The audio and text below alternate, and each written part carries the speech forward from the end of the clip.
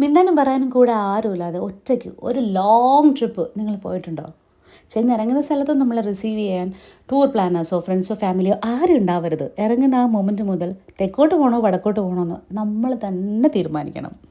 എന്തിനധികം കുറേ നേരം ഇരുന്നിട്ട് ഒന്ന് മുള്ളാൻ മുട്ടിയാൽ എണീറ്റ് പോയി ഡ്രൈവറോട് ചേട്ടാ നെക്സ്റ്റ് എവിടെ നിങ്ങൾ സ്റ്റോപ്പ് ചെയ്യുന്നത്, വാഷ്റൂമിൽ പോകാനാ എന്ന് പറയാനും നമ്മൾക്ക് നമ്മൾ മാത്രമേ ഉള്ളൂ. അങ്ങനെ ഒരു ട്രിപ്പ് പോയിട്ടുണ്ടോ?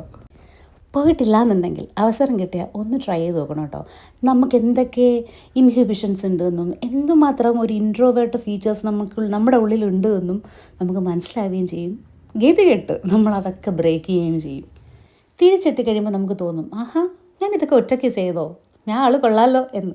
ലൈഫിൽ കുറച്ച് പ്രശ്നങ്ങളൊക്കെ ഉണ്ടായാലും അത് ഫേസ് ചെയ്യാൻ ഞാൻ കേപ്പബിളാണ് എന്നൊരു കോൺഫിഡൻസ് നമുക്ക് ഉള്ളിൽ തീർച്ചയായിട്ടും വരും.